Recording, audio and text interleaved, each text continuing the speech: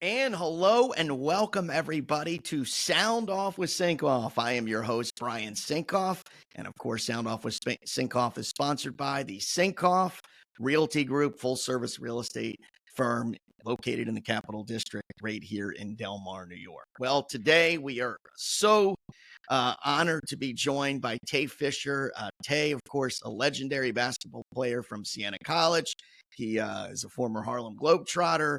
And this weekend, he's going to be inducted to the New York State Basketball Hall of Fame. Tay, what is up, my man? How are you, buddy? Brian, what's going on? How are you? Good. I'm doing well, Tay. It's so good to see you, Tay and I. A little bit of inside baseball for you, Tay and I have we've been friends for a very long time. I want to say probably almost 20 years since you were in Siena back in the day. So our relationship goes back a long time. And Tay, I can tell you this. Those that know basketball, those that don't know basketball, it is always nice to see your smiling face because you literally are probably one of the happiest human beings I've ever met in my life. Well, that's a good Not thing. even a joke. Thank you for saying that. That's a great thing. Thank you for having me on this as well. Yeah, no problem, Tay. Tay, let's talk a little bit about what we got coming up or what you got coming up this Sunday. That'll be, for those watching on the podcast, May 21st in the Capital Region. You're going to be inducted to the New York State Basketball Hall of Fame in Troy at the Hilton Garden Inn. I know it's a prestigious honor for you. Tell us what that was like, getting the call to go in and then just sort of reflecting back on what it means to you. It's definitely an honor to be able to be inducted in the New York State Hall of Fame for basketball. It's I still haven't really, since retiring from the Globetrotters, I haven't really reflected too much on my career because things have been so crazy in my life. Once I stopped playing, COVID hit, then I had a son, and then we just moved up to the Capital Region, and just so much has just been happening all at once. So people would always ask me, have I had a chance to really sit back and just think about my career? And the answer is no, not really. But, on top of that, I'm still doing a lot of basketball programs for the kids. But at the same time, I come home, I look at pictures, I look at videos, they're on my phone, there's YouTube, there's so much other things going on that's in the world right now with technology that it reminds me, they'll bring me back to those great memories. So even though I haven't reflected on it, there are things that I haven't forgotten that still makes a difference today. Tay, of course, from Kingston, played at Siena in some of those great Siena teams, the mid 2000s. Went to NCAA tournaments. Tay, you were there from Siena from 2004 to 2008. You 229 3-pointers, second only to Scott Knapp. You basically lit it up in the tournament in the NCAA tournament 2008 Vanderbilt, the upset win. You have 6 3-pointers. Go back to your time at Siena. We'll talk about the Vanderbilt game in a second, but go back to your time at Siena and sort of how you grew not only as a player, but you grew a lot as a person, didn't you? Yeah, definitely. Siena was in reality, it should be for college for any kid. It's 4 years of growth. Yep. And once I stepped on that campus, I was no longer that Kingston kid, like 18-year-old kid anymore. Because reality have set with how I'm going to be as a student athlete. And if I had to take anything away from that, I always knew I was a great basketball player. I knew it. I mean, I had the confidence in myself. Very humble, but I knew what my game was able to provide for me on the court. Basketball was probably, the court, to be honest with you, was probably the safest place that I was able to be at as a young kid, which is why I felt comfortable on the court. It was the off the court stuff that I wasn't really sure if I was going to be able to do. So for me to be able to go to Siena, stay there, do good in school, get my degree, that was the highlight of my time at Siena. Me doing what I did at Vanderbilt, me scoring all those threes, me being a leader, being the captain of the team, all of the success I had at Siena on the court, it wasn't a surprise because I came from having success already at Kingston High School. And then Siena, I kind of had the confidence in myself to know what I was going to do. But to have it all come together as once, as one, I feel like that was probably the huge accomplishment for me. Tay, you talked about that kid that went to Siena and you were the safest. And I hear that from so many basketball players, really a lot of athletes, but especially basketball players. You have that safe court where it's yours, you're comfortable. You came to Siena. You were the first, correct me if I'm wrong, but I believe you were the first member of your family to get a college education, right? Yes. What was it like for you growing up and knowing that college would be an outlet for you that maybe others in your family didn't have a chance? Like, what was Tay Fisher's life like growing up? um, Growing up, I grew up in an inner city where there wasn't much to do. I mean, Hmm. all I saw was drugs and violence and just, I mean, really what I'm saying is no different than what we will see in the capital region as well and a lot Right. of other places. So, if people understand and they know, they can relate and they know what I have to say with that. Hmm. So going to the Boys and Girls Club was my safe place, which we have a lot of them in the capital region, whether it's in Albany or Troy or whatever. And then we have multiple YMCAs as well. But again, the Boys and Girls Club was my safe place. That's where my love for the game started. That's where I knew I was going to be safe because I knew I didn't have to have the streets take me away like if done other people. And let's be honest, there's many great athletes out there who wasn't fortunate to have other things take them away from their greatness. Yep. So I could have been another statistic, but there were people and places in my community that never let me go down that route. And I thank them for that to this day. And that's the reason why I take pride in what I do, because some people, they don't get paid to take care of us, right? Hmm. They don't want the limelight. They don't want to be acknowledged. They do it because they have a good heart. And I got to make sure that I do that same thing for other kids. But at the same time, I got to make sure I don't go down the wrong path because I appreciate what they have done for me. Was it hard? And Tay, this is good stuff here. Was it hard for you to stay on the right path? I mean, did you Absolutely. look at an end game like Siena?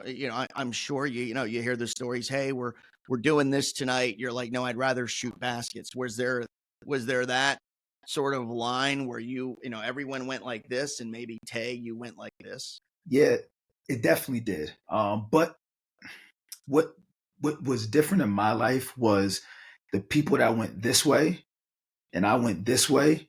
Those same people were the ones telling me, "Don't go this way, Tay. Mm, Go your way." interesting. Right. So some people don't have that, but my friends that I have to this day, maybe they went the wrong way, but they're my friends because they helped me go the other way. And Hmm. every time they see me succeed, they feel like they succeeded because they were the same kids that stayed over my house. They were the same kids who woke up in the morning to work out with me. They were the same kids that stayed up late. They were the ones in my class. I do not forget my friends that I grew up with. I'm not that type of person that says, "Hey, you went this way, I went that way." No, if you made a difference in my life, I make sure you stay in it. And I'm a very loyal person. I'm a very committed person. If you don't know that about me, just go back to my Siena time when I could have left when everybody else left, and Coach McCaffrey came in. I was the only person that stayed. So if I would have left, maybe we wouldn't be having these conversations right now. But for me, being where I'm from, that college degree and that full scholarship was above and beyond my expectations. I wasn't going to mess that up by just leaving the school and trying to start all over again. How did how did it evolve that obviously you had McCaffrey didn't recruit you, right? It was It was Rob uh Lanier. well, Rob Lanier was the previous coach. So how did you get to Siena? Take us back to that. The year before, I guess it would have been actually 2 years before McCaffrey got here. How did you end up getting to Siena? Well, I had a great career at Kingston, but the one thing that I guess steered Siena towards me was when I scored 61 points against Albany High. Mm, My senior year was the second game in our season. We were in an Albany tournament, and I scored 61 points, and we only won by like 5 points.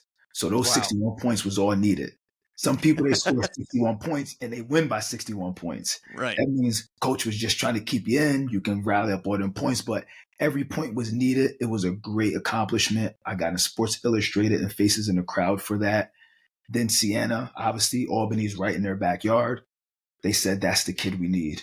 And obviously, I had other schools, but Rob Lanier, I had a connection with him. Siena was close to home. I wanted to be close to my parents, especially my mom. And Mhm. it was just the right fit. And you know when it's the right fit. Like Right. there's a, like no one can tell you. You just feel it and you know it.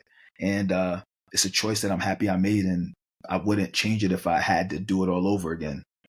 And you bring that up. It's funny. I'm just going to bring this back to my life and my son. My son's 15 now, and he's going to be a junior next year, and he's looking at colleges. We're starting to get in that point. And I said, he's Dad, how do I know? And I echoed literally what you just said, Tay. I said, Zach, I said, you'll know when it's the right fit. Like mom or dad can't tell you. You're just going to know. And I think that's so neat that you just said that. And you're obviously at a different level. You're playing college hoops.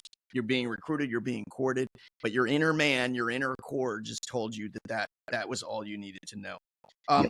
Tay, let's talk now about your Siena career. So, your first couple of years there, Rob leaves. Fran comes in. You mentioned it was a little bit of an upheaval in the program. He brings a lot of, new players in, an amazing core that you end up playing with. How was it like playing Fran now, of course, at Iowa? What was it like playing for Fran, who, let's be honest, a legendary coach at Siena? There's no question. Yeah, I didn't know much about Coach McCaffrey at all coming in, but I trusted Siena. And again, I just wasn't leaving Siena. Like Right. it just is what it is. I was happy there. I was the type of person that I always said the only way I'm going to sit out, because at that point, if you transferred, you had to sit out a year, Mm-hmm. right? Like, so I was just the type of person that loved basketball so much, and I played it every day, that if I sat out, I wanted to be because I'm injured or I'm hurt. Mm-hmm. I'm not going to sit out just because a coach left. That stuff Right. happens in life. So he was great. He was great. I know he didn't recruit me, but I still had confidence in myself that I would be able to play not only with the kids that he was going to bring in, but at the level of the mid-major MAC conference. So whoever was coming in, I knew I was going to be able to compete. I already had a year under it already, and I was happy that I stayed. Obviously, there was some ups and downs, some on the court and off the court issues. For those people that don't know, Coach McCaffrey wasn't really a fan of my braids, and me having the braids that I kind of loved. And some of it came from high school and being an Allen Iverson fan, and Yep. which a lot of people were. We kind of, I loved AI. I mean, we kind Loved of like AI. to, as athletes, we all have people we idolize. Right. But it wasn't something that he was very fond of, and I'm okay with having these conversations because it's in my documentary that my doc that was done for me, and Coach McCaffrey. We talk about it all the time. But I was very committed to his standards, and also to Siena. And then all of a sudden, I just cut my hair, and it's hair. To some people, it means something to them. For me, it was a symbol, because people would say, "Oh, that guy with the braids, yeah, he's good. What's his name?" But I had something that separated me from other people. But at the same time, I wasn't going to let that take away from my education and my time at Siena. So I'm happy I made that decision. As you can see, it was going to go anyway, so it doesn't even matter. But it's much bigger than the game of basketball. And Coach McCaffrey taught me about life, and he taught me about how to be a man and how to be a leader. And sometimes there's things that we need to do. And, those are the coaches that you need in your life.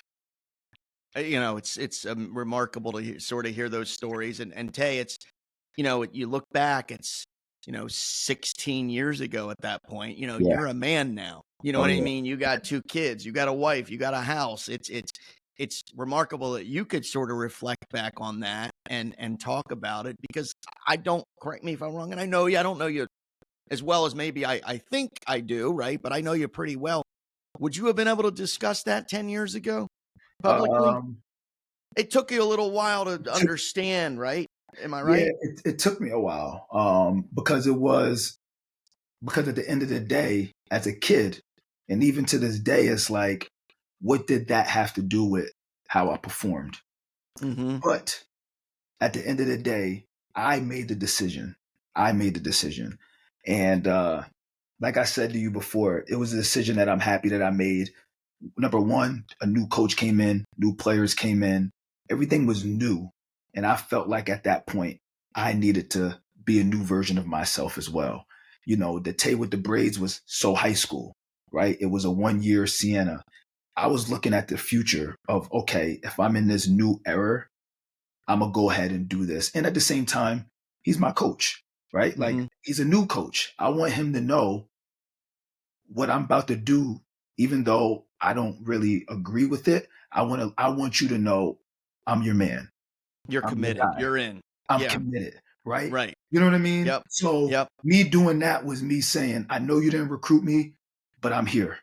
Right. And look what happened 3 years later. And to this day, we're like really cool. We're like family still. And look, the success that we had, even the picture that you see, that's the most iconic picture probably at Siena, is him picking me up off Yep. my feet, hugging me in such joy because we have went through so much together in those 3 years, knowing I wasn't one of his recruits, and him saying you are probably one of the biggest stars at Siena that we've had.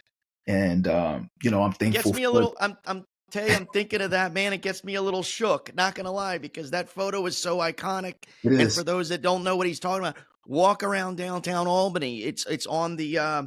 You see it usually hanging on like the light posts right Yeah, outside of the arena and all over the inside of the arena and on the Siena campus. So you're right. That is such an iconic photo. You're in his arms and he's hugging you. What a yep, great photo that it is. is. So Tay, Kingston only about an hour from here. You're part of the Siena community. Um, Talk about how much this community. I mean, because I remember I was doing television. I was at Channel 10 when you were at Siena, and then did the radio show Sound Off with Sinkoff. I remember you were so good with the media. You were so good with the fans. You got it. Like you understood sort of your role as a basketball ambassador. How talk about how the fans embraced you and how comfortable they made you feel, because let's face it, you weren't in Kingston anymore, Dorothy. Right? I mean, you were in a different area. Loudonville ain't Kingston. Yeah, yeah. But that's the reason why I still live in this capital region right now. Right. And my wife and I chose to come to this area because it's home. It's a Mm-hmm. second home for me. Um, I feel comfortable here. When I played at Siena, I can still hear the fans on their feet when I got in the game or something, or when I hit a shot, because they all knew that I was the definition of Siena during that era. You Yep. know, I was there and I represented the program the right way. I never did anything that made them question who I was on or off Yep. the court. Um, and I was an ambassador with them before I was an ambassador with the Globetrotters or anything else. Like I was already doing it.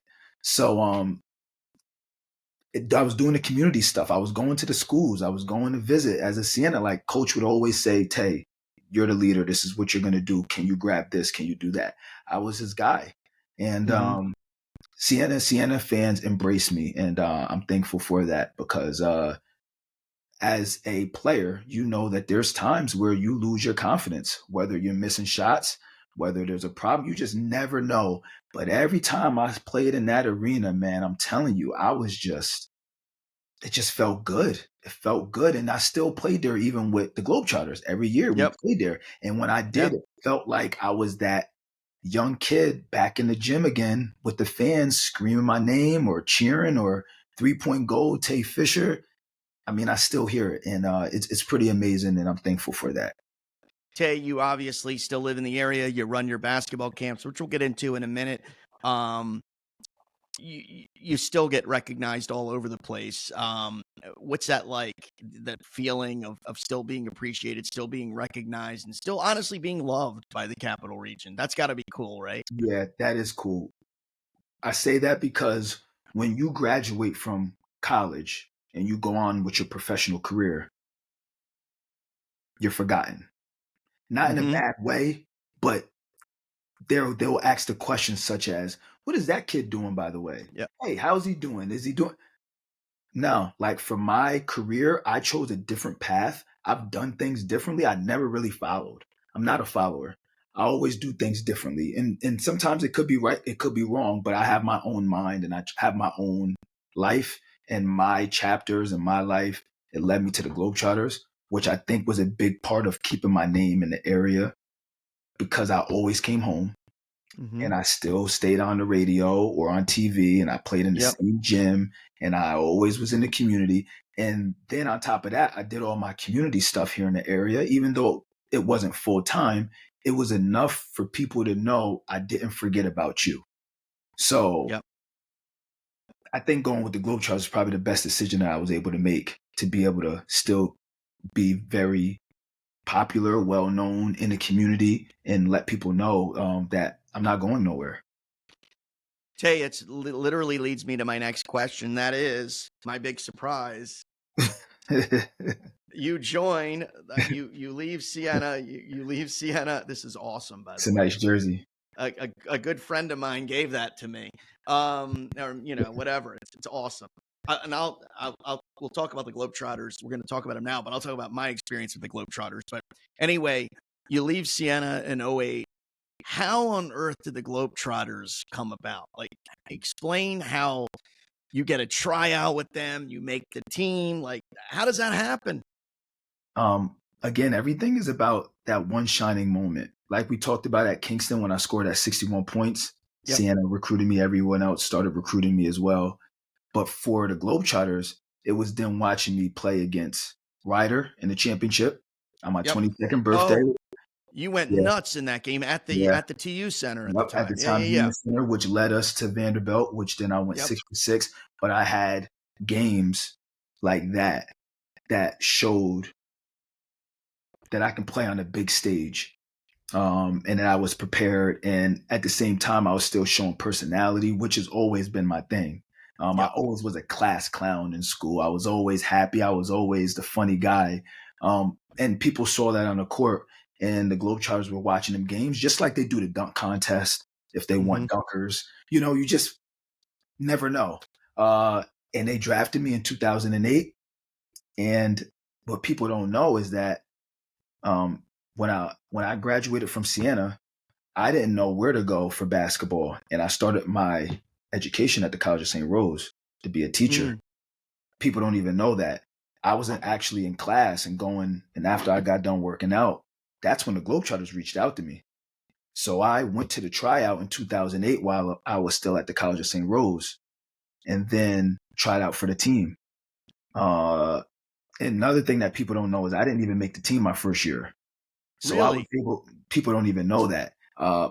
They do now. Yeah, they do now. And this is the reason why we have these the podcasts and these conversations is I completed my first year at the College of St. Rose. The Globetrotters called me back to give me another opportunity, and I never looked back since. And I tell people all the time, it might not work out your first time. You might not do well your first time. And I thought I did great my first time, but I got another opportunity and another chance. And I made sure that they took me. And I was able to be Firefly and do 10 years in 50 states, 75 countries. Come on, man. A kid from the inner city who couldn't even leave his house because of things that my parents were concerned about with the streets Mm. taking me away. I'm Wow. now all over the world, and that became my new education, my new teacher. And now I'm able to share more than what I'm able to do on the basketball court. I mean, it's amazing. It Best is. decision I made in my life. And I'm telling you, as a suburban kid from outside of Washington, D.C., I'll hold up the jersey again because I'll never Tay, I'm telling you, you and I have had conversations about the Globetrotters because you know how enamored I am with these guys. So when I was a little kid, I'll never forget, they would come to Capitol Center, right? Landover, Maryland, where the Bullets and the Capitals played, right? Yep. That's kind of near where I grew up. And my mom, they would come every year in March in the DC area. Yeah. And my birthday present every year was my mom giving me tickets to go to the Globetrotters. Now that's when they had Curly Neal and Don, what was his name? Sweet Lou. Yep. Sweet Lou. Who else? Give me some other guys. Did they have Meadowlark Lemon on that team? Meadowlark. No, I think He he was might Tom? have been like, he might have been there, but he wasn't, like real Yeah. participating, just kind of like an ambassador. Yep. But Curly was like my favorite. Sweet Lou, Dunbar, was that a name? Yeah, that was his name, Sweet Lou Dunbar. Sweet Lou Dunbar. Yeah. Yep. I love those guys. They had a cartoon. Yeah, they did. Like they had a cartoon. They like were with Scooby Doo and stuff. Yes. And like, Yep. I met these guys, man. And I love basketball. Obviously, I'm a short dude, but like I always loved basketball. I played, whatever. And I just met these guys. And what I'm trying to do is I'm relating it to you. And when you met the kids, because I remember as a little kid meeting Curly, taking pictures and autographs, and it was like bring the biggest smile on my face. My mom would get me the tickets, and we'd have to wait like a month. And every morning I woke up and asked when we're going to the Globetrotters. I'm not even kidding. Like to this day, I hand to God, man, I loved them as a kid. And I was like, that was the prime Globetrotters era. Yeah. You know what I mean? Yeah. And I know that you had that impact on kids, didn't you? And even adults like me, probably like parents, like remembering their days, right? What was that like? Sort of when you saw those kids, wide-eyed going, oh my gosh, it's a Globetrotter in front of me. Yeah, no, it's hard to explain unless you put on that red, white, and blue, because you're really turning into Superman. You really are. And those kids, it's almost like you can't do wrong because they look up to you. So when you are accepted into that Globetrotter family, they don't just let anybody wear that. There's so much history. I think at this time right now, it might be 96 years, 98 years. I don't really know off the top of my head. It's almost 100. It's almost 100. It's almost 100 years of rich history that you got to make sure the right people who put on that uniform is going to represent the right way. I was one of those guys, and I did it for 10 years. Some people don't even last 10 days, not only because of the hard schedule that we go through, which is hard. We play every single day, sometimes twice a day. We travel all around the world. That's a hard schedule for people to be able to manage.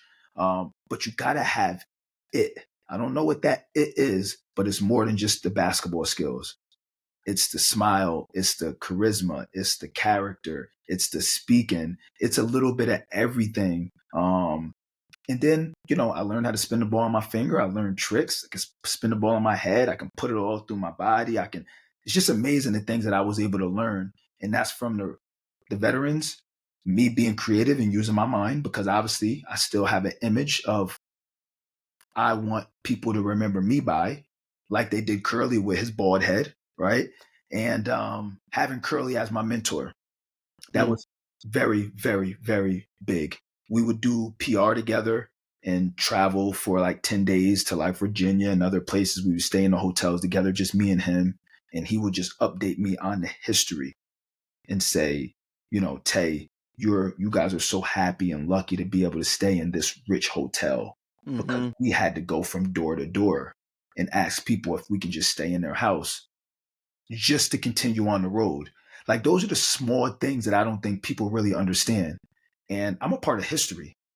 In February, when we talk about Black History Month and we talk about Martin Luther King and, all of the other African-American leaders, the Harlem Globetrotters have to be in that discussion. And I think that's something I do want to bring to, schools and everything, because I think they're missing out on some history that they should be a part of. And what I think is so cool about the Globetrotters, look, admittedly, I'm the suburban white kid, right? I mean, who lived in the suburbs of Maryland. I idolize these guys. Like, I didn't, you know what I mean? I think the Globetrotters, as corny as this sounds, Tay, and you probably saw, color wasn't even a thing. You know what I'm saying? I never even thought, oh, Curly, like I idol. These are like were my heroes, and I think that's pretty cool. Yeah, Especially being in your shoes, that you have someone that may not look like you idolizes you, or maybe idolizes a bad term, but admires you and admires and just has this fond feeling about you. Like that's a pretty powerful thing that sports can do for human beings. that sports can do. And that's the reason why every time again, we already kind of talked about how I'm not playing anymore. But that's the reason why whenever they come home, I bring kids from my programs there because Mm-hmm. I need them to see it. And I like to sit back and watch it as well. Not to mention that I have a son who I never really realized. I knew I made an impact. I knew kids loved it. I knew they went home and they wore their wristband and they loved it. But now I'm actually seeing it happen in my house now. Mm-hmm. Like he wouldn't take off his wristbands. He'll talk about it every day. He'll ask me, can I just play Sweet Georgia Brown? He'll just like, it's those little things that I'm like, wow, is this Yep. what I was doing to these kids? Like, this is like crazy. And again, this is that part of sitting back and reflecting on what I was a part of and still a part of to this day. Because once you're a Globetrotter, you're always a Globetrotter. So I'm happy that I was able to be a part of that type of environment. So Tay, let's. I'm going to put you on the spot here. You're one of your favorite memories as a Globetrotter. I know you have hundreds, but is there any favorite country you visited? Favorite memory? I mean, I imagine you're probably entertaining people you're entertaining, and some of the people don't even understand English, right? I mean, Yeah. seriously, right? Yeah, I mean, the good thing about the Globetrotters is we'll go, let's just say we go to Spain. I'll just give that an example. And we're obviously not fluent in Spanish, but we will try to learn it. And even if we Mm-hmm. mess up, they will clap just for trying it, right? Yep. Because it's the whole part of the process. But at the same time, though, a smile is universal, right? We don't have to speak your language. We can do things that make you smile, such as spinning the ball on our finger, right? Like that right there. Wow, smile, boom, we got you already, right? And that's without even saying a word. Not too many people or organizations have that power to do that. Mm-hmm. And I can say that I do. And one of my favorite countries, probably Egypt. I think it's because I learned about King Tut. I learned about Mm. the things. I learned about all of that in school. And now I'm there. And the pictures that I have, they look photoshopped because they look so great. And I'm like, wow, like I can't believe I'm actually here. But on top of that, one of the coolest moments, I got so many of them. But one of the highlights that I always looked forward to every year was going to entertain the troops. Mm. Loved it. That's I great. loved it. And they would always say, Tay, you're going to entertain the troops because, they will pick players. But they said, you do such a great job. They love you over there. You're going. And I loved it because we brought a smile to them during the holiday seasons. We're away from our families. They're away from their families. Every year we would change our location. So we'll either go to Asia, we'll go to Europe, and or we'll go to Afghanistan. Mm-hmm. So we'll always change it up every year. And I'm gonna tell you right now, it's different everywhere you go. Some bases such as Europe, they have their family there. Mm. Other places like, go to Afghanistan or something, they don't. So we were able to sleep in the tents. We were able to see how it felt to be there. Wow. And I ain't gonna lie, I was ready to go. I mean, that had all jokes aside, that had to be very eye opening. It was. It Yeah. was. Things that we couldn't do, like we couldn't use social media. We couldn't post pictures because that could be a target. Security, right? Yes, Your security, for right? security reasons. But Wow. it was just, man, like, and I always think to myself, I know we can make kids smile. How the heck we gonna make these grown men and women smile? And I kid you not, they were the biggest little kids that you can have at a show. That's when I knew this was real. I said, wow, this is a real thing right here. So those are some of the fondest memories that I had. And I loved it and I enjoyed it. But I miss Thanksgiving for those things. We always Yeah. left Christmas morning. I miss birthdays. I miss holidays. I miss so much, but it wasn't because of the Globetrotter. It's just a part of being an athlete. You just Hmm. miss certain special days. That's the reason why now that I'm not playing, I don't miss those days anymore because I make them very valuable because I knew how it felt to miss my wife's birthday, my son's birthday, whoever it is, Christmas morning, seeing the kids open up their stuff, sitting at the table for Thanksgiving with my family. So I value those little small things because I knew that they weren't a part of my life for so long because I had a job I had to do. Right. Tay, I know a question that you probably have answered 100 times, and it always blows my mind. How on earth the Globetrotters practice what they do on the court? You hitting those 4-point shots, the half court shots, the dunks. I mean, it is, and let's face it, you guys are good basketball players too. Yeah. So there's the show aspect and then the game aspect. I imagine it takes a lot of practice, but I was always fascinated by that. It takes a lot of practice. Like it was almost a requirement your first 3 years, you have to take a basketball to your room. You have to. Yep. If you left your basketball on the bus, they will call you and say, hey, you left your ball. Go get it. So we had to feel comfortable with that ball. I would be in the room just spinning the ball on my finger, trying things. It was hard, man. It's like learning basketball all over again. Mm-hmm. But man, is it so rewarding. In the Globetrotters, out of everything that it taught me about consistency. Like, right? Like that's a life lesson. Be consistent. Mm-hmm. That taught me consistency because we played every day, sometimes twice a day, and it was always a new crowd coming to see you. And sometimes it would be their only time coming to see you because Right. we only came once a year. Or it was their first time, or it could be their last time watching us. You never know. So we had to be like professionals, perfection every single day, and it kind of translated into my life now, which is why you're one of the happiest people that I ever see. You know what? Like, and I am. Do I have bad days? Yeah, I do. Am I tired at times? Yeah, I do. I'm a human, but I know when to shut it down and I know when to be on. And it's because the Globetrotters have taught me that type of life. And that's a skill. And you certainly are successful in life. Tay, tell us about what you're doing right now. I know you got your basketball camps. Promote those. Just break down what Tay Fisher's doing. And congratulations, I know you have a gym now in Troy. Yeah, I do. I have a gym in Troy. It used to be the St. Augustine, the old building. It's right across the street, actually, from the Boys and Girls Club at Lantenberg. Yep. My partner is Julie McBride, who, played at Catholic High, went to Syracuse, had a great career there. She's an awesome person. So we're together trying to create memories and have our own place together to be able to provide the kids something. But my basketball camps, 20 years. I'm celebrating 20 years this year. Wow. 20 years of my basketball camp. But I have basketball leagues. I have an AAU team. I have clinics. I have so much going on now that I'm not playing that me being on the Globetrotters, I was gone 9 months out of the year. Mm-hmm. But now I'm home every day, all the time. So now I'm making my programs last throughout the year. And I'm very excited to be able to have that. I have a son that's 4 years old. I have a daughter that's 6 months.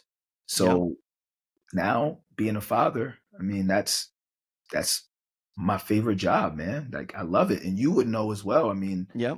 you brought your son to the game and everything and you enjoyed it. And I see how great of a father you are. And Thank you. I'm happy that, you know, I was able to enjoy my life because now I can dedicate everything to my family right now. The only thing I regret, and I don't want to say regret because that's not a good word to say, is I just wish that I was able to play and he was able to watch me. Mm. That's the only thing. Now, would he have remembered? Probably not, but I would have had pictures and we would have had something to remember together. But at the same time, COVID hit and I left when he was born. And when we talked about going to college, when it's you'll know when it's the right college. At the same time, I also knew when it was time to go. Mm-hmm. And I left at the right time. When it was time for me, I left on good terms and I didn't want to force something. and I did my 10 years. And like I said, it was time to open up a new chapter in my life, man. And I'm not going to say that it was a bad decision. I'm very happy with the decision that I made. And Tay, we're going to put on the screen, we'll put, give us the website for your basketball camp. How can It's people reach out to you? Yep, it's just tayfisher.com. Real simple. Yep. Tayfisher.com. So we're going to put that, Tayfisher.com, and then you'll see, all of the all the offerings, the programs that I camps. have. Yep. Yep. Just continue to follow it throughout the year as more things will start coming up. Facebook is a big thing for me as well. Tay Fisher Basketball. So many different social media platforms now that we can have to not only promote our businesses, but also just to share important things like this that people can follow as well. Even if you don't like basketball, you can just follow my life. That's what I like. You have a great message, and you're very positive, and that's what I love about you. And I follow your social media, and it's so funny to see like people that I know that I didn't know have a connection to you, and they comment on your page because they sent their kid to your camp. I was like, oh my God, he has you have your handprints in every community in the capital region. I think that is so cool. I'm like, literally, I look every day and I'm like, oh my gosh, her daughter went to Tay's camp and his son was at Tay's. Wow, look at these. So that's great. That shows you've kind of made it, Tay, that you've been able to really implant yourself into this community. Yeah. Yeah. Thank you. I'm trying. It's Yeah. not easy. It's not easy, but you know what, No. bro? When you love this and you love to help the kids, my whole goal right now is I treat everybody's kid like they're mine. I just hope that as my son gets older, I can go ahead and give him to someone else like myself who can also help him as well. That's the whole goal, man. We all help each other, and we keep this thing going. So then that way the future is bright for our young ones to be able to be successful as well. Well, Tay, I really appreciate it, man. You're a good guy. You're a good father. You have a beautiful family. Say hi to your bride and your kids for me. And we're going to keep following you. Keep smiling. And again, I really appreciate you taking the time with me here on Sound Off with Sinkoff. Thank you. I appreciate you, having me again and sharing all of these new and adventurous things that I have going on in the past. It's always good to reminisce with good friends like you. So thank you. All right. That is Tay Fisher. Tay, hang with me for 1 second. We're just going to say goodbye here. That is it for Sound Off with Sinkoff. Tayfisher.com is the website. Tay's a great guy, so check it out if you got kids. And as he said, even if you don't, just he's good positivity, good positive vibes. And let's go Globetrotters. Thank you, everyone, for watching here, Sound Off with Sinkoff, or for listening on all your favorite podcast websites. I'm Brian Sinkoff. You have a great day. We'll see you next time.